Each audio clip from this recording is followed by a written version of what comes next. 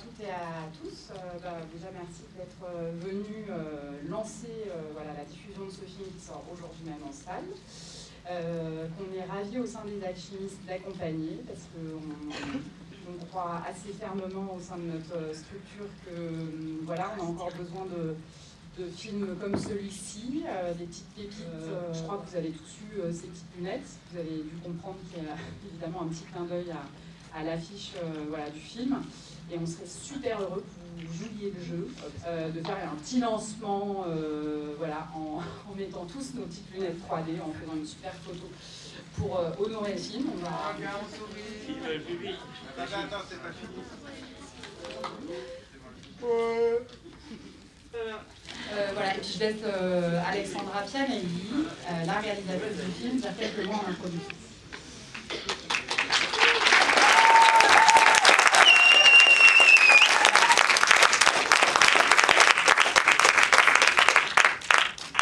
Merci beaucoup d'être venu découvrir le film. J'espère que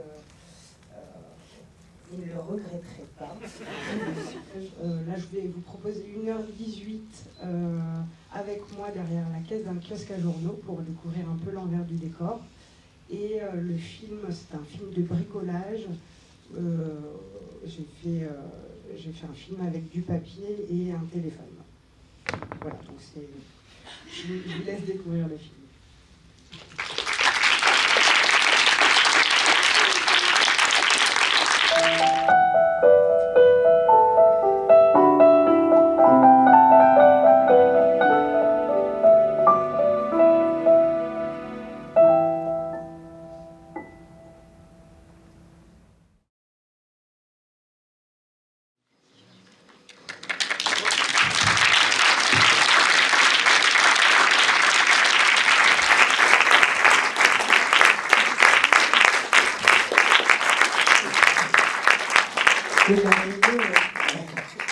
Merci, je le prends personnellement. Je suis là pour poser la première ou les deux premières questions, c'est toujours moins gênant pour les spectateurs. Peut-être que tu peux nous expliquer sur combien de temps tu as construit ce film, combien de temps tu es resté dans le kiosque, et puis comment le cheminement de cette construction de la narration est venu. Pour vous faciliter les choses en tant que spectateur, on a lissé les formats parce qu'il y avait vraiment des vidéos toutes petites. Je crois que je suis un peu trop près du micro. Il y avait plein de formats différents qu'on a choisi de lisser, mais qui parlaient aussi du temps. 6 ans de kiosque et peut-être 3 ans de tournage. Au bout de 3 ans, je me suis dit qu'il y avait peut-être un film à faire, pour des raisons que je pourrais développer si ça vous intéresse. Donc voilà, j'ai commencé à faire des images pour un film sans savoir que le kiosque allait s'arrêter. En 2013, j'ai compris que ça allait s'arrêter. Et donc j'ai beaucoup plus tourné, parce que j'ai tourné des images du film au moment du montage, comme le kiosque n'existait pas. Donc toutes les images de maquettes que vous voyez, c'est de la fiction. C'est des images que j'ai tournées en créant un petit kiosque chez moi dans mon appartement. Et pendant 1 an, j'ai pas vu mes parents et j'ai pas invité mes amis parce que l'appartement était devenu un studio. Est-ce que c'est un métier, dans votre expérience, est-ce que c'est un métier où on s'ennuie beaucoup, ou est-ce qu'on est toujours un peu en éveil, je sais pas, les gens qui passent, ou est-ce qu'il y a une sorte de lassitude, de monotonie en fait? Moi, je m'ennuie rarement, donc je pense ne pas me tromper en disant que les kiosquiers ne s'ennuient pas parce qu'il y a énormément de manutention. Quand il n'y a pas de clients, on fait des invendus, on range, on essaye de retrouver, de remettre la marchandise en place pour que ce soit plus vendeur. Et c'est surtout les invendus qui nous occupent toute la journée. Maman, si tu veux prendre le micro pour intervenir, il n'y a pas de problème. Alors, on n'a pas du tout le temps de s'ennuyer. Pas du tout, du tout. Le matin, on va dire de 5h jusqu'à 16h de l'après-midi, vous n'avez pas une seconde. Vous n'avez pas une seconde parce que, Alexandra l'a dit, il y a énormément de manutention. Énormément.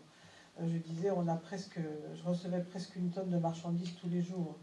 Donc il faut la vérifier, il y a des erreurs tous les jours, il faut la porter, voilà, il faut la ranger, il faut sortir les invendus. Dans un premier temps, on avait la chance d'avoir un kiosque qui fonctionnait très bien, donc toujours des allées et venues. Même s'il n'y a pas trop de monde, on a les habitués fort charmants, comme vous avez pu voir, qui nous retardent un petit peu, très sympathiques, mais qui nous retardent un petit peu. Ils viennent tous les jours, ils sont adorables, on fait avec, on les apprécie énormément. Mais bon, ça nous retarde. Est-ce que les personnages du film ont vu le film, certains d'entre eux? Comment ça se passe? Le kiosque n'existe plus. Est-ce que les liens que tu sembles avoir tissés avec des personnages dans le film sont restés? Dans la salle, il y a une charmante cliente que malheureusement on ne voit que à la fin du film. Le montage est toujours une étape douloureuse quand on fait un film, parce qu'on aimerait faire exister tous les gens qu'on a aimés, et pour garder la trame narrative, c'est pas toujours possible. Mais on pourrait lui demander ce qu'elle en a pensé. Et j'avais juste une petite question justement par rapport au dispositif et du coup comment les gens réagissaient, parce que par rapport au fait que vous les filmiez, parce qu'on voit les habitués, mais on voit aussi des gens peut-être et parce que cette question n'est pas vraiment abordée, donc je me posais la question des réactions qu'il y avait pu avoir. Alors oui, il y a toujours des gens qui rentrent dans le champ quand je filme les habitués. En général, les gens qui me disaient je veux pas, qu'est-ce que c'est, la plupart du temps, quand j'avais la GoPro, on me prenait un peu pour une folle, mais soit les gens étaient amusés, soit ils me disaient tout de suite qu'est-ce que c'est, et je veux pas être filmé. Donc au montage, on a bien évidemment coupé, et on s'est attaché aussi à couper au maximum les gens dont j'avais pas les autorisations. C'est une question qui m'a préoccupée beaucoup, cette histoire de droit à l'image, au point où j'avais essayé de mettre en place des trucages vidéo où je voulais créer une fausse profondeur de champ pour mettre la netteté sur le client habituel, mais habitué, et flouter la personne en arrière-plan, et c'était trop cher malheureusement. Est-ce que vous avez envie qu'on continue la discussion au bar? Ça va couper le micro, dis donc. On va aller. Il y a un bar juste à côté où on peut se retrouver plus simplement pour boire des coups et continuer la discussion. Le film est en salle depuis aujourd'hui, un peu partout en France, et ça va se poursuivre dans les prochaines semaines. Parlez-en autour de vous.